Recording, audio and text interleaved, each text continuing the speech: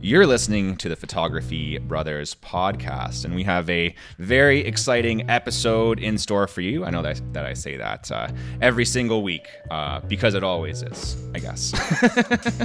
But this one's particularly good.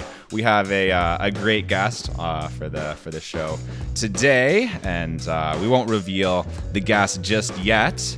A couple of things that we have to do before we can dive right in. I have two things that we can talk about here. We can do the last movie that we've seen, which I kind of want to do because the last movie I've seen happens to be an interesting movie that I want to talk about. Or we can talk about something that's way more related to today's guest and today's topic, which is what we wanted to be when we were growing up. So I'll give you guys the pick, what you want to talk about here. Last movie you watched or what you wanted to be when you were growing up. Can we do both? Can we just do that? We don't have time for both. Bam, bam. Okay. I gotta loop the music, right? Okay. All right, you go ahead. Guess first. Yeah, let's guess choice. So I pick either one, and then you guys pick either one, or do I pick one and then we all do that one? You pick the one, and we all do that one. Pick the one, eh? Yeah, it's a lot of responsibility. Well, I'm definitely more interested in the what did you want to be when you were growing up sort of thing. Let's go with that. But when, at what point of growing up are we talking? Like, are we talking like 6? Are we talking That's like true. 12? Yeah. Okay. Well, I guess you can go with childhood aspirations or how about a thing that you wanted to do? Yeah, just a thing, and maybe we can stick to like before you had a really good rational brain. So Oh, I see. Those would probably be the more fun answers, I suppose. Okay, pre-rational brain. I'm definitely going to say I wanted to be an ice cream man. Just because I was like one of the few jobs that I understood. I was like, there's like, my mom who like is around. I see the ice cream man sometimes. Like my dad's a farmer.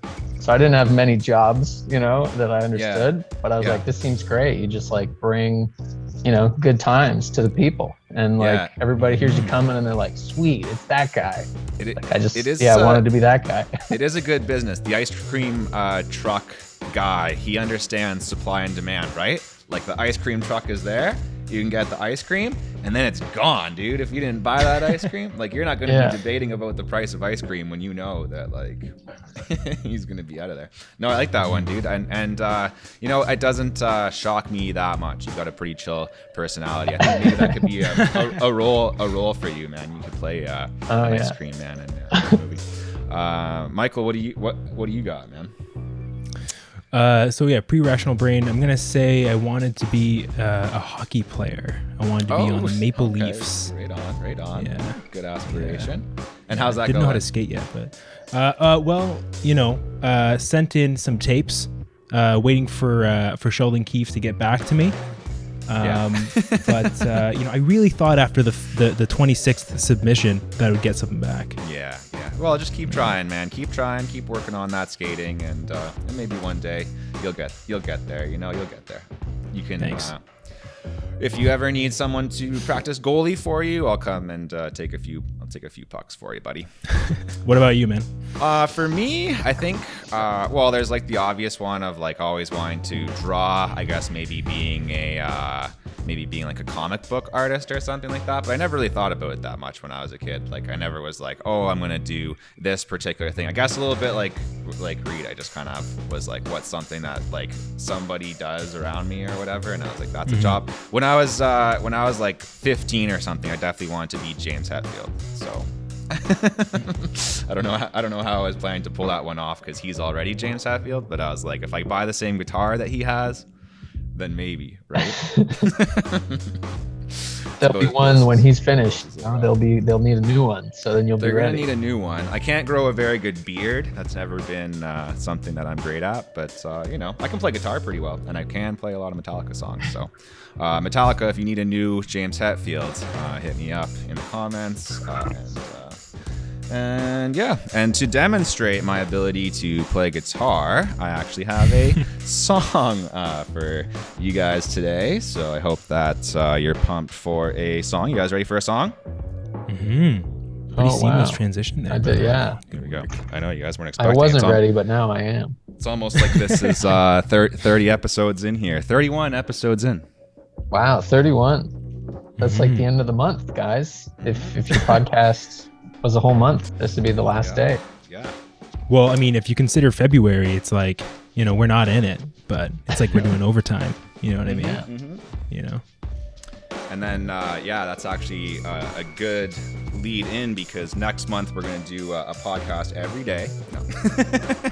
No. Yeah, I'm just telling Michael right now. Okay, here we go. Better stop looping that freaking music. I looped it like 4 or 5 times by now. All right.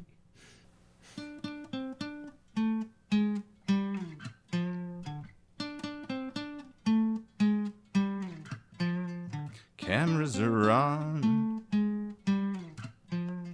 lights are all set up too. Soon be with you, my bruvs. Good photos for your eyes. Be on the pod real soon.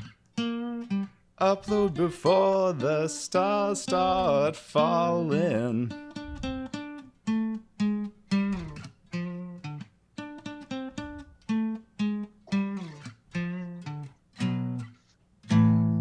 I've been waiting so long to talk about photos with my brothers on the pod. Okay, got through it. Wasn't perfect. I feel like there was a real opportunity to rhyme photos with bros, but then you went brothers, and I was like...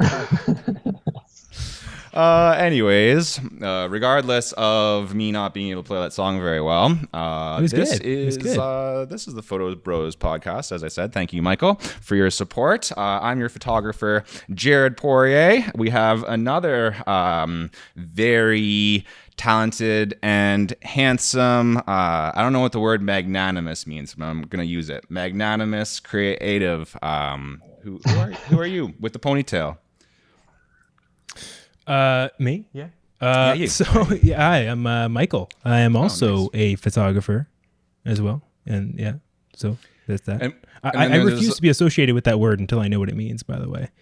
Magnanimous? Okay, Yeah. I'll Google it while this other guy over here with the beanie tells us what his name is. Hello. Yes, I'm Reid. I'm a video fella. I'm dancing between a couple of brands. I'm working as an assistant camera right now. I've been doing like YouTube and like making videos like my whole life, basically. Started with like a VHS camera, and I've found, working as a camera technician, I've been able to, keep learning stuff, and as we've talked about many times on the show here, it's not really important that you be a photographer in particular. It's just kind of the name of the podcast. Videography Brothers or Content Brothers would have been a horrible name. So Content Brothers. Yeah. But as a videographer, you're more than welcome here. In fact, I don't know, Michael. Myself, I make more money from videos than photos these days. I don't know about you, but Same. Yeah. But the passion is still here for photography. Magnanimous, by the way, it's an adjective, of course. It means generous, forgiving, especially towards a rival or a less powerful person. So there you go. Magnanimous. Yeah, Sure. I'd say Okay. that. I'd say that applies. Michael's always really nice to me. He always tells me that my songs are good, even when they're not. Even when he's in the position of power to tell me that I did not play that song well. He always always backs me up, right? Always genuine. Always. Trust me. But man, I'm really glad that you're here, Reid. There's quite a few things that I want to talk to you about. Definitely want to catch up. It's been a little while since we've hung out. Quite a while, I guess. Actually, you're a pretty busy guy. Are you able to talk about what you're working on right now, or is that a big secret? It's a pretty big secret. Yeah. He's actually doing the new cut of Justice League. There's going to be another one, and Another one. It's the Nielsen cut. Yeah, it's just another edit too. Yeah, there's no fresh content. Yeah, I'm just sitting in this hotel room and making. I've never seen any of the Justice Leagues, so this one should be a cut like no other. Yeah, he's actually adding a beard to Superman. That's why he has the beard. He just puts kind of a green screen makeup on. That becomes the beard. Yeah, put that on. I can redo the dialogue that way too. So it's some rewrites. Not a lot of people know that. And I was actually checking out your YouTube channel earlier, man. And it's pretty awesome. Do you want to talk a little bit about that too before we kind of get into the real deep nitty gritty stuff here on the pod? Yeah. Well, which one, I guess, would be the question. Which one? The one I was watching was all about nature in Ontario, man. Oh, okay. So that video I did for Ontario Nature a little while ago, like a collaboration sort of thing. So I just, I did it for free, and I just said, let's like get me some science basically on some paper, because I'm not any sort of professional in that department. So I was like, you give me the facts and I'll go and make them fun. And, I tried my best with $0 budget. So I think you did a great job with $0, man.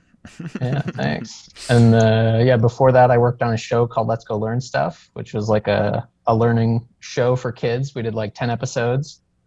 That was like one of my university theses. Yeah, I checked that out. Very good production quality on that one as well, man. Yeah, we were real close to getting it picked up. We were in development on like a season with a broadcaster. Wow. Yeah, like we'd had a couple of meetings, but they ended up getting budget cuts and they couldn't move forward. And so I was like, oh, okay, that's why you get everything in writing up front. That actually sucks that I have to tell you that the budget for this podcast has just been cut. So we're going to have to wrap it up. No. Is negative dollars now? I got to pay to stay. You have to pay us, yes. You've already been on for about 20 minutes, so... Yeah, you kind of owe me and Michael each $100, but we'll talk about that. We'll talk about it after. $5 a minute. Is there another YouTube channel that you're working on now then? Well, I have an old one from high school that has like over 40 things that are just stupid, and then right on. I have another sort of my most recent like independent channel is called Laserloon. Okay, I don't think I saw that one. It's just a couple, like it's a collection of where I'm putting sort of different things. So it's a bit of a hodgepodge right now. All right. Well, but I think probably one of my favorite things on there is this sketch I did with a buddy where he's this like sleazy used lawnmower salesman.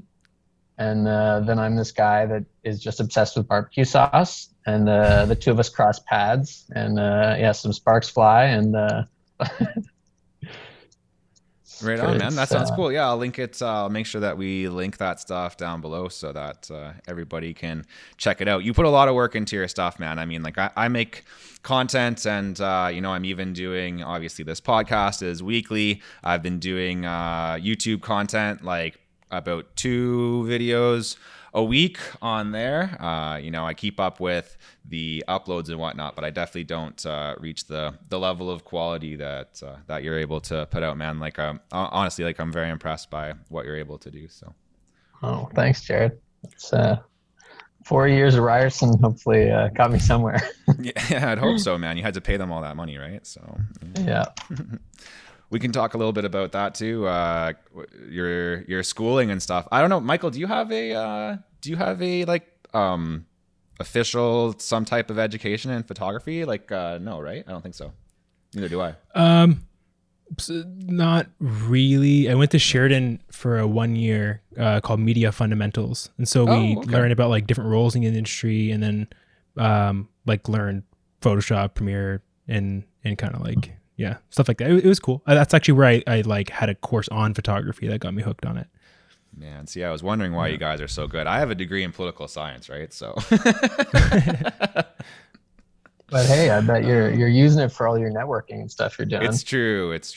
I do use it for all of my networking and whatnot. I'm always going around knocking on doors as well and being like, vote for photographers. Give us your money. I mean, your vote. Yeah, for sure.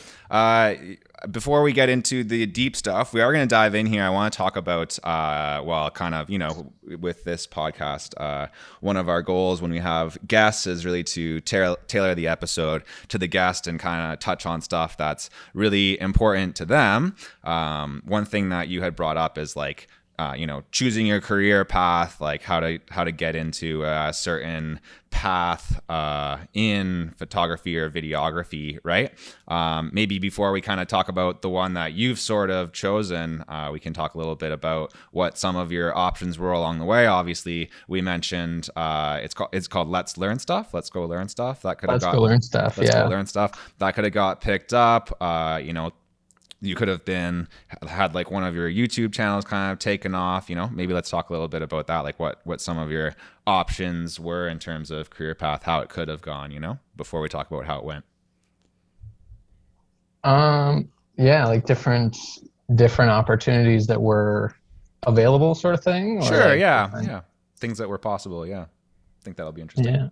Well, I mean, I started out just making YouTube videos because I was out on a farm, like between like Barrie and Newmarket basically. And, I just was kind of looking for something to do and entertain myself. And I ended up like getting really into video, and I started I had all this space to be able to do these like really wide shots. And sick, man.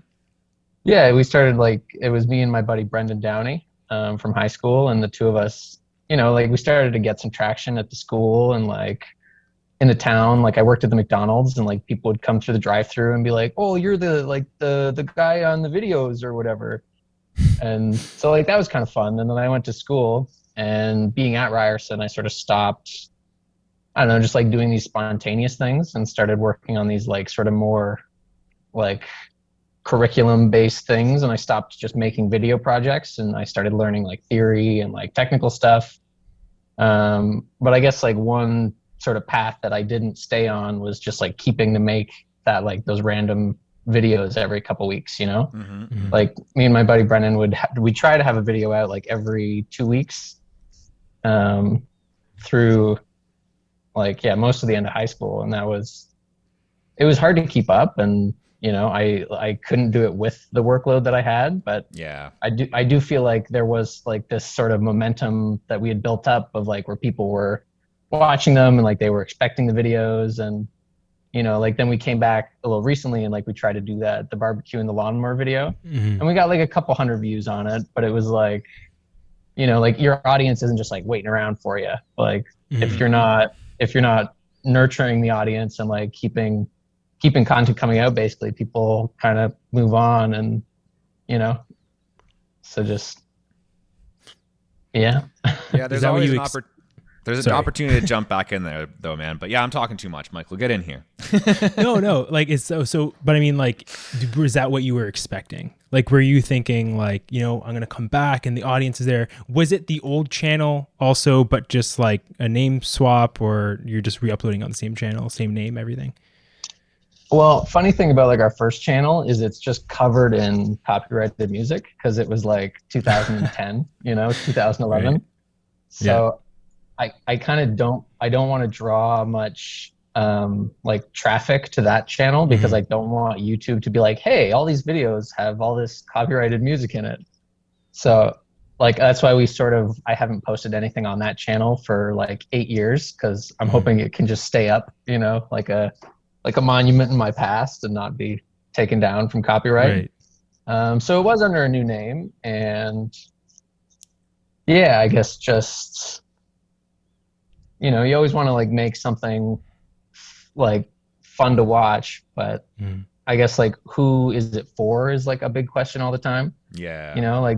When I was in that small town making those videos, there was a ton of people that are oh my God, that's our town in the videos, so people had this sort of there was a want for it. Whereas now being in the city for years, it's it feels there's so many people trying to do that thing, that unless you can be vastly different or I don't know, have something that's unique about you to do it, it's hard to stand out nowadays, sort of thing. The older videos on the channel you had back in the day, so was that also sketch-based comedy? Yeah, I'd say everything off the beginning was comedy, just because, Okay. we didn't really have the budget to do anything else. Mhm.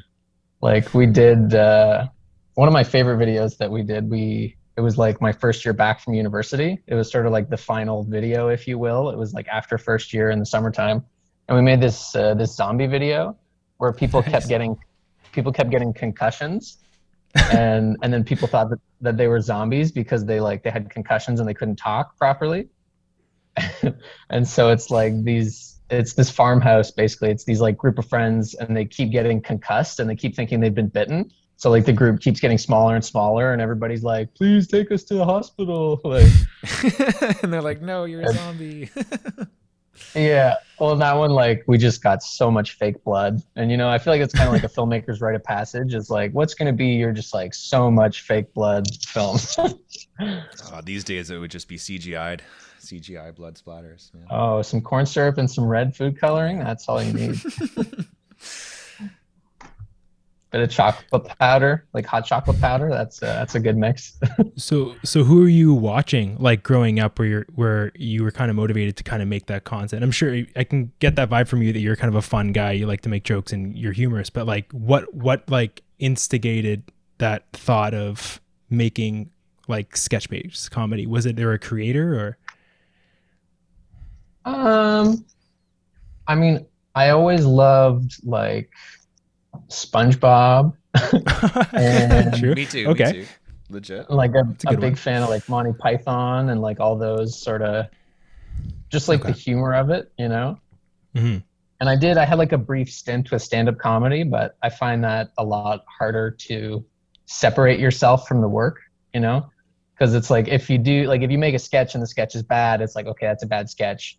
But like with stand-up comedy, it just felt so much more like personal, where you're like, you have to get the audience to like you. And I was like, I just am not ready for that sort of emotional labor to try and do that. So I'm like, I much prefer like being able to do it at my house.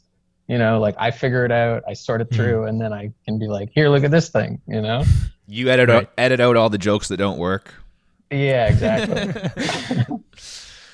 And like a bunch of like, I worked a lot with like my buddy Brendan, and both of our family members are just like, they watched a lot of bad jokes, just like sketches that we'd make and like we'd think are hilarious, and then we'd like show them to our family and our friends, and it would just be silent, and we'd be like, okay, that doesn't work.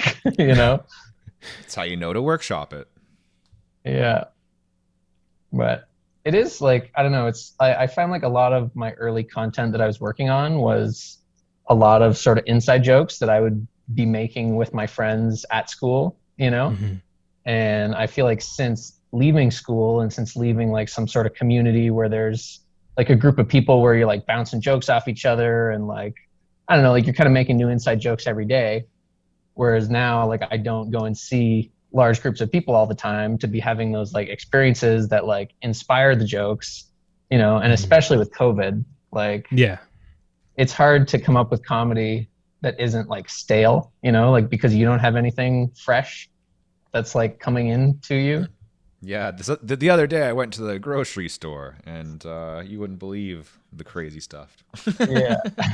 Yeah, it's hard to have a lot of like experienced based comedy and stuff like that. But I did want to let you know, man, that like with the whole YouTube thing, and I think Michael's had this experience as well, like it may feel, that way where you've kind of given up your audience and, they're not waiting for you and stuff like that. I did take, like, I've been doing YouTube for like 4 years, right? On my Jared Poirier channel. I went from like doing movie reviews and like getting a decent following. And then I like took like a year off really of uploading on that channel, and then just came back with content about metal. And I'm like doing like hundreds of times better. I don't know, I got like 5,000 views on a video, right? So it does still work. Like you can jump back in at any time, as long as, like you were saying, if you have like a really good like target in mind, like I want to make videos for these people. It can still happen, man. But I know that you're too busy to do it right now. But just don't. Well, that's don't the let weirdest that dream. part. Don't let that dream fully die. I'd say, Yeah, totally. It's like, I stopped making these videos every weekend because I was at school, and then I went and I've learned now, like I'm a way better filmmaker and like a camera operator, and I know how to use lighting and audio, and like I know how to use it all now. Mm-hmm.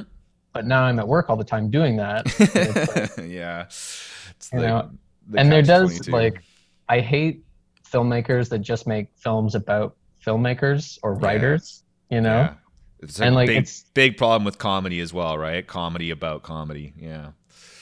yeah. And it's like, you know, as a writer and a creator, you're supposed to tell stories about what you know, but at the same time, it's like, I don't know, I feel like our culture is just being like funneled almost to where like everybody thinks they're, I don't know, it's like everybody thinks they're a writer or something like that. And like you're missing all these things about, everybody else. Like, so yeah, like just writing content for places that are sort of starved for content. I was out in Saskatchewan, and it just looks incredible out there, and like nobody talks about Saskatchewan or anything. And I was working on this project where we were filming in all of these national parks. We're doing like one national park in each province. So we were in this place called, they had the Badlands and the Grasslands Park. We're both like really close to each other. And they call it like Big Sky or something like that, because you can just see the sky go for like miles and miles and miles. And they're these like crazy gradual sort of hill things. And like, if you think of like a classic American cowboy movie, like all of those areas are like really close to the border. So a lot of Saskatchewan sort of has that sort of vibe of these like big, tall rock tower things. And I was like, why is nobody writing movies that like take place out here? Because like, this is just so incredible looking. And the national park lady's like, I have no idea. She's like, you should do it. And I was like, okay, ma'am, I'm on it. Yeah, that's sick, man. And people want to see that stuff, right? The only thing I can really think of from out there is like corner gas. Is that? I think it was. Yeah, it's from one of the prairies. I don't know which one. Yeah, but that show's pretty good.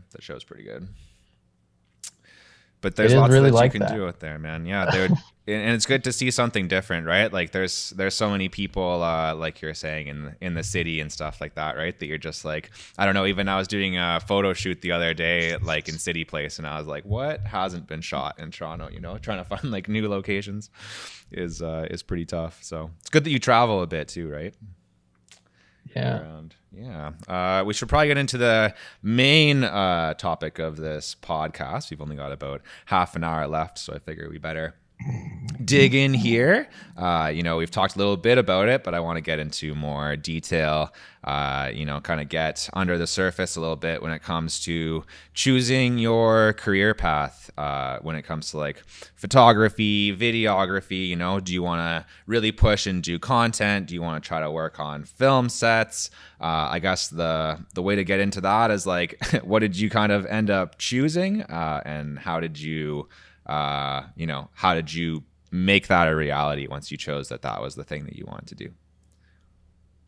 Yeah. Well, I got into it like so many people, and I said, I want to be a director. Like I want to be a content creator. I want to be a writer. I want to like come up with ideas and like, think them out, think out the characters, think out where the jokes are going to be. And of course, I quickly found out that there are like maybe 4 openings in the whole country, for like that sort of thing.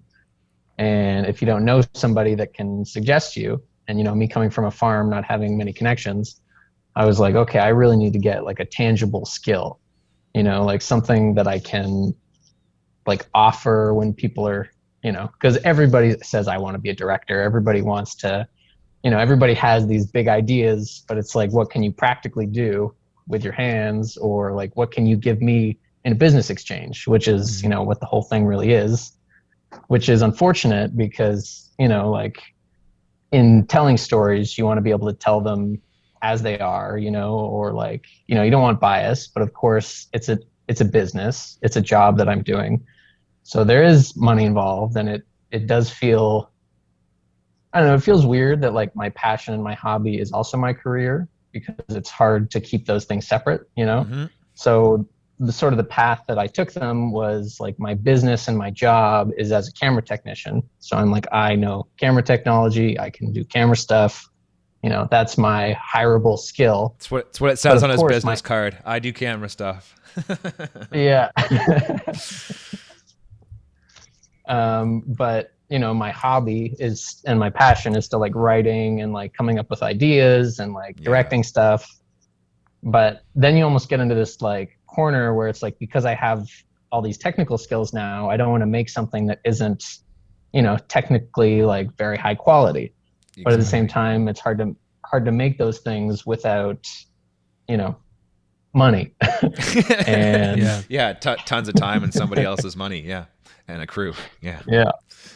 So I don't know, you kind of end up in this weird place where you're like, I don't know, I find every time I'm on like a new set and I'm working on a new format of show, I get sort of different ideas, like different inspirations for different types of content. Cause like I love parody. Parody is like probably my favorite thing. And I, you know, just like being on a different type of commercial set, you're like, oh, what if I did like, I don't know, it's hard because so many of the things I think of end up being making fun of the jobs that I'm having, you know? Because like I've done so many like business, like corporate, I'm a guy in a suit and I got a window behind me, you know? Like I've done so many of those. And so like I wrote one of them that starts out very much like that and gets like very dark, and there's like, you know, the business people have to fight each other to the death to become the CEO, and like, oh, that's pretty funny. It just gets ridiculous. I could definitely see one being like, I don't know if you guys get the same like weird business, like whatever kind of MLM-esque ads on YouTube, but that would be a pretty funny one where like the guy's out in his Ferrari with like a mansion, and then people just come in and start like repoing his stuff. Hey, I'm gonna teach you how to be internet entrepreneur genius. You know? Yeah, I get what you're saying, man. Like when you do have to do that professional work. Oh, that's crazy show, Tim and Eric Awesome Show. Oh my God, I love that show. Their whole thing, I don't know if you know this, but like I listened to a podcast about them recently. I don't know if it's Tim or Eric who was like the camera tech. He had his own freelance thing, like shooting bar mitzvahs and crap like that, like really crappy VHS crap, and then he would like put it in some weird program and do like those, it would have all those weird like star swipe effects and like crappy graphics, and that's like the whole inspiration for the show, is that he started like his own stuff working on that, and then, you know, how could like that be reincorporated into comedy. It just kind of reminded me of that.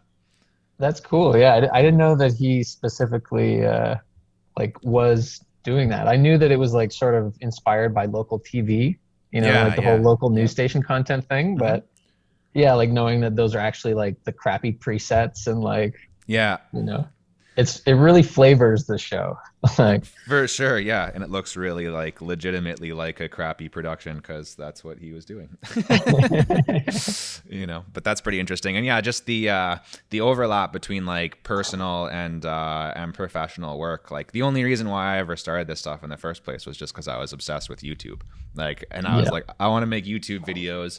Okay, I have to figure out like all the technical shit, right? To do that. Like all I want to really do is make videos, and then I ended up like knowing all of it. And then people were like, oh, we'll give you money to know this, right? Yeah. So yeah, it kind of happens a little bit by accident there. But so you're a camera tech, man. That's your thing. That's what my card says. Yeah. But then I say, but do you want to write some shit or? But do you want me to write some shit or whatever? Yeah. And you're kind of, but as a result, I mean, of sticking to that, there's obviously certain opportunities that you get that other people don't get, right? But at the same time, like you do by, you know, and this happens in any situation. Like every time that me and Michael record this podcast, we could be doing something else, right? You do kind of leave. That's what makes it sort of hard to choose, I guess, if someone, from the perspective of someone like listening to this podcast, I'd have to say it is tough to pick a career path, right? Because you are giving up other options. Is that fair, or do you think that that's not true? I mean, my dad like talks about the Amish community that's close to our parents' farm. Yeah. And he talks about how like people in the Amish community will just pick something like almost at random, like a skill, and just devote like everything to that thing. And it doesn't the stress of picking like doesn't bother them at all, because he's just like, well, like I can't remember what machine it was, but there was this Amish guy who went and bought this, or maybe I should be saying Mennonites. I think they're Mennonites. But he bought this machine that did like... I don't think either way, none of them are going to listen to this, so I don't think they're going to call you on it. Yeah. So this 18-year-old guy bought this textile machine and just learned how to use it and was just like, this is my life now, you know? And like he just like looked at his community and he like saw that they didn't have this thing. So he was just like, cool, that's my thing, you know? And like, I kind of wish I had a bit more of that I could just be like, well, that's the thing that needed doing and I have to do it, you know? And you feel good about it and not like, I don't know. We all have like like the stress of choosing the wrong thing in our life, you know? And it's like, you know, maybe it'd be nicer if I just was born with a task and I did that task, you know? But well, I think that's the interesting thing as well about being a creative, because I find that, you know, I mean, look, Jared, for example, right? Jared, you love music, you love playing it, you love photography, you love videography. And we have this appreciation for, you know, the various mediums that fall under like art, right? And so sometimes you build up these admirations for these things to a degree where you start doing them. And it's like, I don't know, and from my perspective, I will never say like, I'm going to be shooting photo and video in 5 years from now. I don't know. What I know is that is my greatest skill set right now is shooting photo and video. And I'm going to lead with that, but I'm going to keep playing around. I'm going to keep, you know, we're like in our 20s, 30s, like it's not, we're so young. So it's kind of like, it's hard to, for me, I've always found it hard to like pick one thing and just say, that's the thing I'm going to do, mainly because like, there's so much shit that I love and there's more shit that I want to play around with. Yeah. Right. So I find that interesting. So I guess one question I had for you kind of bouncing off of that is obviously, you know, you've done YouTube, you have no issue being in front of a camera. So if an opportunity, you know, presented itself where you were to not be behind the camera, not be doing anything behind it, but instead being in front of it and just like hosting, for example, and doing that for a while, would you take that? Or is it something where you want to be involved behind the camera? I mean, it's funny, like that's what I started out wanting to do. And then I guess just feeling like I have trouble giving up control, I guess. You know? So it's like if I'm the host, like, that doesn't sound familiar. You know, I wanted to be able to like steer the boat and not just be like, you know, on it.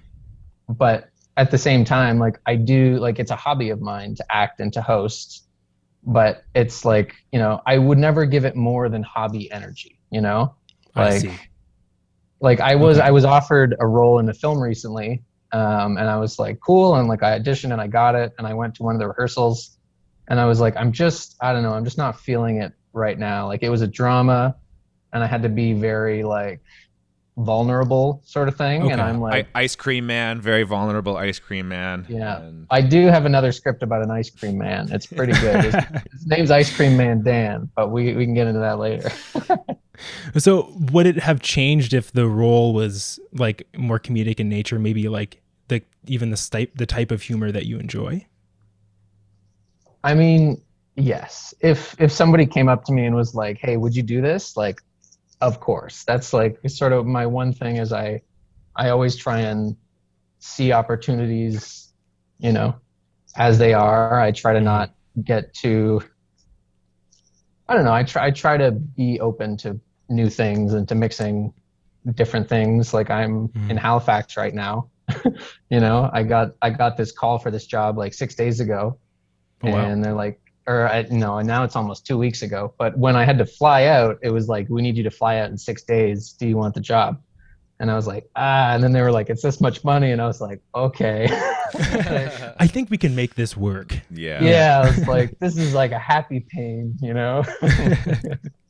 Yeah. I guess it all depends on like what your priorities are, career wise, but also life wise, right? Like for me, it's been a real kind of internal struggle, internal realization of like, okay, what am I going to do? And like, what do I really want out of life? You know? And like one big thing of being self-employed, like that's the path that I've definitely chose. I've doubled down on that pretty hard. Turned down a lot of like full-time jobs as well. I was just like, no, I'm doing this, right?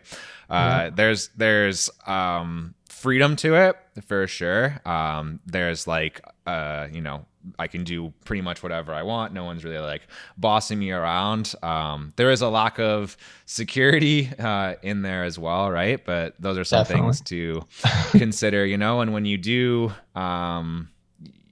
the type of work that you're doing, Reid, you're a little bit more established. The stuff that you're doing gets like taken way more seriously, right? When it's like bigger productions. I mean, I tell people I have a podcast and a YouTube channel. Some people think that's great.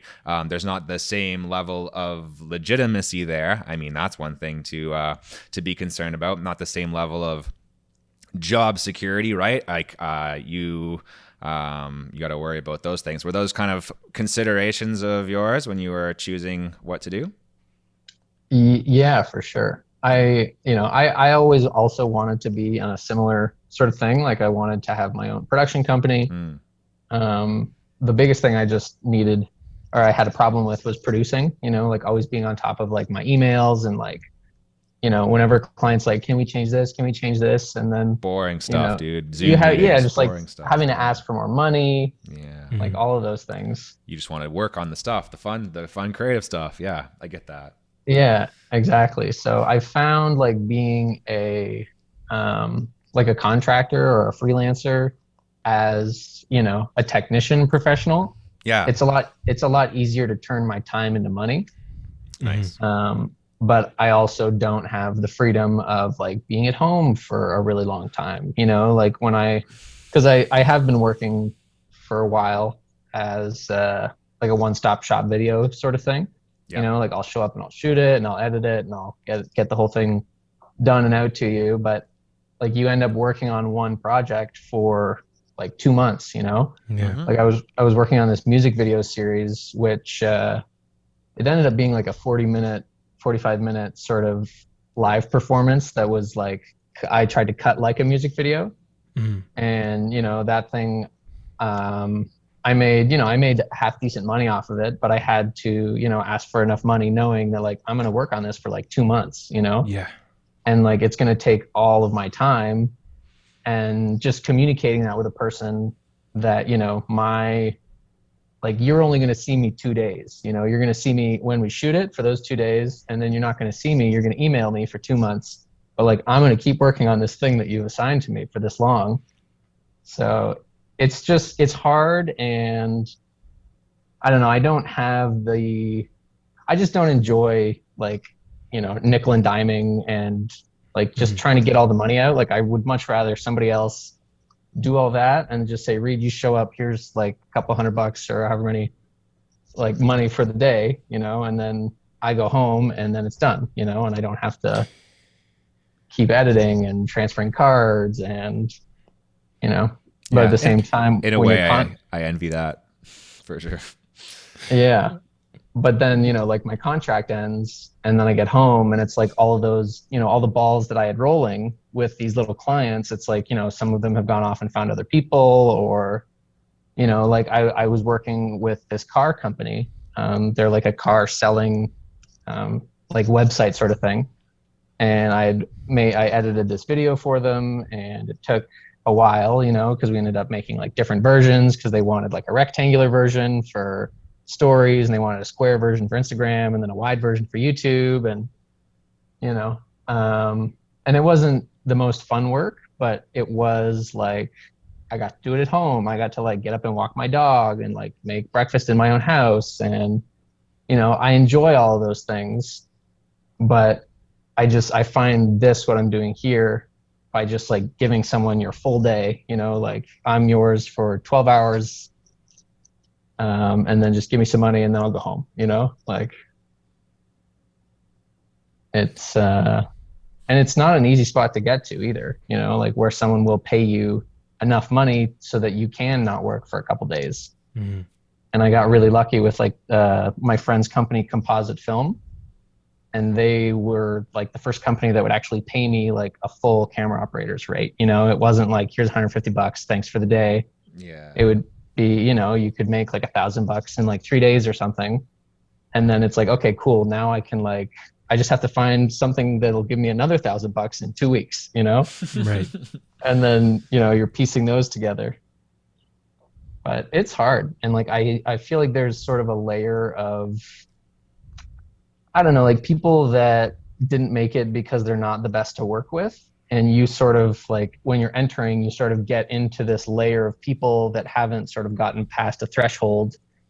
And like, there's this one woman that my girlfriend's in the same industry. And there's this one woman that my girlfriend would work with that she talks about, and just saying that like she was always trying to get her to do both of their work. Like she would always be trying to get her to do this. And it's like, why, like, why is this person treating me like this? But it's like everybody sort of, you're not the only one that notices that. Like everybody sees this person not wanting to do their work and trying to give it to you. And then you get the next call, and this person stays here. But it's like you just have to get through a lot of sort of these days with people that are, they're the people that people don't want to hire for the bigger jobs. Yeah. So you sort of meet them in the beginning of your career. And, like you meet a lot of sort of miserable people, and it can make you miserable for a bit, because you're like, is this the industry that I'm going to be in? And like, I don't know, like for the last couple of years, I was really questioning, like, do I go, I don't know, do something else? Do I go to teacher's college? Do I, because I love this job and I love what I'm doing, but I can't seem to find people that will hire me to do it, So. Yeah, that's where the vision and the passion comes in, right? That's kind of what keeps you going, I think, in those moments, when you're just like, man, on those long days when you're just like, or even if a shoot doesn't go well or something like that, heaven forbid you lose some footage, you drop your camera. Yep. Oh my God. Yeah. Anything like that. Michael and I have never done any stuff like that though. It's always, yeah, right. Rest in peace, Canon. Rest in peace.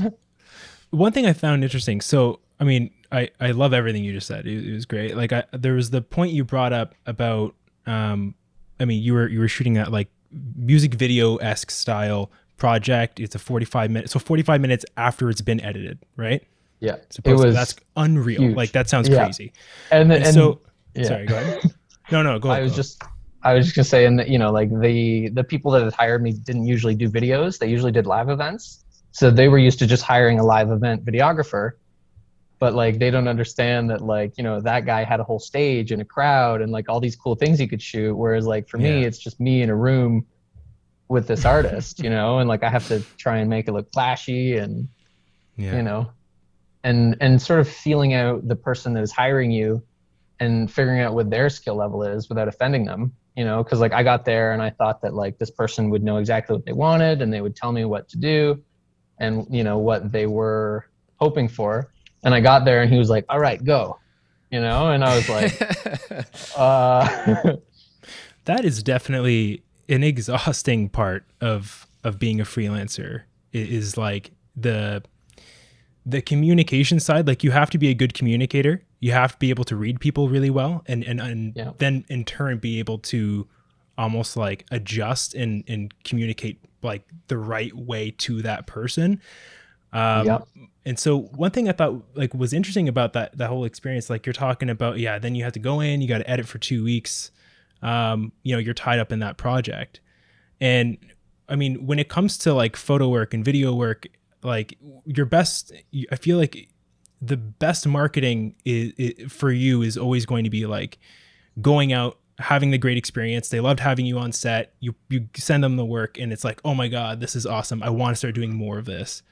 And then when you're tied up in all of these projects, especially when you're picking up projects that are like getting increasingly more intense and larger scale, it's how do you even do that? But I guess where I want to go with that is you mentioned earlier wanting to have control. And so is it hard for you to pick up an editor and have someone kind of handle your vision? Or is it something where you just like in general, the whole broad, being a freelancer, which isn't it? Well, I don't really like editing is my sort of my thing. Okay. I love the art of it and I love the, like the selection process, but that's really only like 20% of it. And then 80% is just like brute force. You're just like loading stuff into bins and you're like syncing things up. And like, I don't know. I'm very much an outdoors person. So like hard for me to be inside for that long. And also like Yeah. My buddy who I work with sent me, we shoot and edit together. He sent me a meme the other day of like, this guy looks out his window and he's like, what a beautiful day. And then pulls the curtains and you just see like the premiere screen behind him. It's true, man. No, I totally agree. I would much rather be shooting than editing. I do like it. And there is a Zen thing to it. But something about being on set, man. You know what I mean, Reid?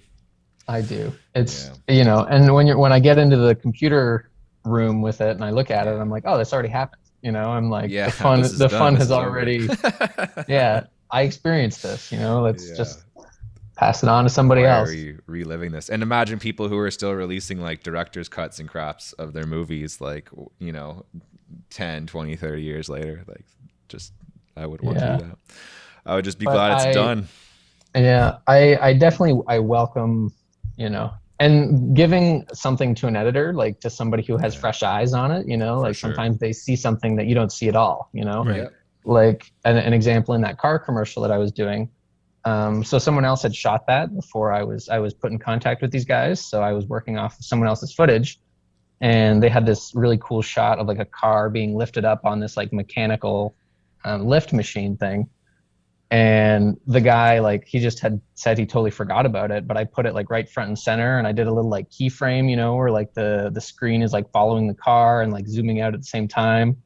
And it ended up being like my favorite shot of the whole thing. And he's like, oh, I forgot we even shot that, you know, like, so just like the things that, you know, a fresh pair of eyes can find. And yeah, that I definitely welcome.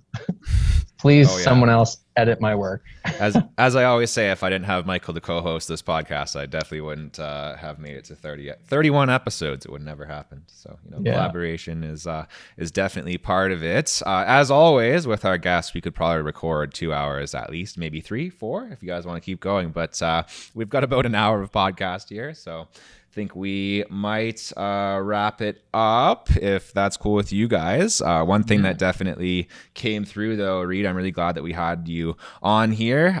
It's a very interesting kind of career path that you've had, different from Michael and I. You know, Michael was pretty quiet on the pod today, but you guys can talk more later on. Michael's been working hard, you know, so he's relaxing a little bit. Or I just talk too much and suck all the air out of the room. That's also possible. But some things that definitely stuck out to me, man, your technical skills. I mean, you definitely know what you're doing behind the camera. But I think that personality, right, is something that came up here that I think gets overlooked, right? Like, people can have all the technical skill in the world, and if you can't work with other people, you know, maybe that's the biggest takeaway of the pod, right? Like, in terms of your career, like, you're not going to get any career if you can't work with other people. So totally, yeah, I think that's fair. You got to be on set with somebody for 12 hours. You're like, they better be pretty cool if I'm going to be with them 12 hours a day. Exactly. So, Michael, do you have any content other than this podcast, obviously, that people should check out? Jared's music reviews. Oh, nice. Yeah. Reviews and reactions over on the Jared Poirier channel. Anything else? No. Really? Oh, well, I could tell you guys about some cool content. Michael Costa actually also does some music reviews, music reactions, so you can check him out. There'll be links for that. Reid does a bunch of stuff, but what's the thing that you want promoted the most right now, man? We'll link it. What do I want people to watch? Let's do the MZO video, because that's okay. All right. It's an important thing that nobody's talking about. Important thing no one's talking about: government corruption, ladies and gentlemen, dear listeners. Science. Oh, and government corruption and the intersection. There's a lot of them. So go check that out. We'll link that. Other stuff. I really want to push people to go give us a 5-star review on Apple Podcasts. Apparently that's important. So if you like this podcast, if you listen to it on Apple Podcasts, if you listen to it on, wherever you listen, we appreciate it. But go leave us a little review, and that would be hype. Other than that, I think we're pretty much good. Reid, thank you again for being here, man. This was super fun. Yeah, thanks for having me, guys. And this is my first podcast experience. So awesome. Well, I think you did a great job, man. You got a long podcasting career ahead of you. All right. We'll see you next week. All right. See you guys. Thanks a lot.